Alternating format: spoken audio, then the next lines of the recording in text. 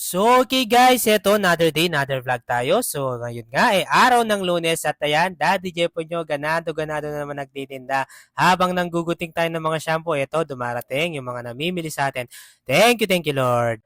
So, habang nagbabantay nga ako dyan, mga sir, mga ma'am, may biglang nag-chat sa akin. So, alam ng this, pag sinuot ko na yung shish nating jacket, si Daddy Jepo nyo ay may seservisan. At ito, dali-dali na nga akong malis sa bahay. Pero syempre, bago ang lahat, guys, bago tayo bumibiyahe, lagi po tayo mag-pray. At ayun, let's go!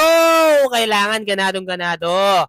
So yan, nandito na ako, yung mga yahatid ko. At ito guys, mabilisan lang to, pansin nyo, di ba? Yan, pagsara ko ng pinto, boom! Bubuksan ko rin agad dyan. Nandito na tayo kung saan natin sila yahatid. And after nung guys, fast break, nandito na ako sa bahay. So yan guys, habang tulog si mami ko, boom! Yan, basic na ginagawa ni Daddy Jepo nyo. Pag prepare ko ng food si mami, so yan, napakadaling iluto lang naman yan, mga sir, mga ma'am.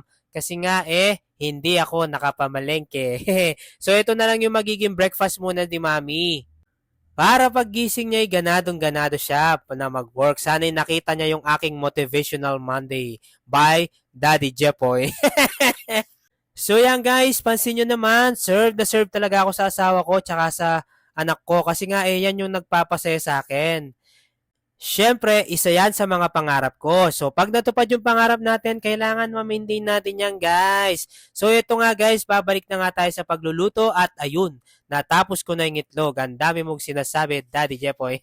So, yun, butas pa yung damit ng aking damit ko. Yan. Pero okay lang yan, guys. Nasa bahay lang naman ako. I-share ko na sa inyo, Daddy Jepoy nyo, dati hindi naman ganyan manamit. Pero dahil nandyan na lang nga tayo sa bahay, syempre, make it simple para tipid-tipid na rin sa damit. Yan.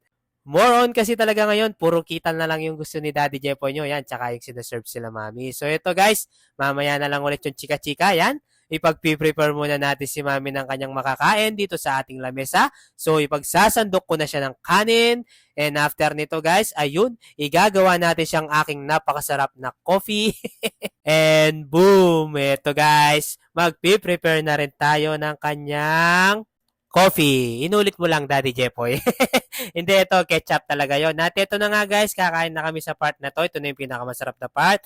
Ayan guys, boom, yan, Daddy Jepo nyo, gutom na naman. Thank you Lord for this food. Yan, always gratitude guys. Through small things and big things. At ito yung pinakamasarap na part guys, yan.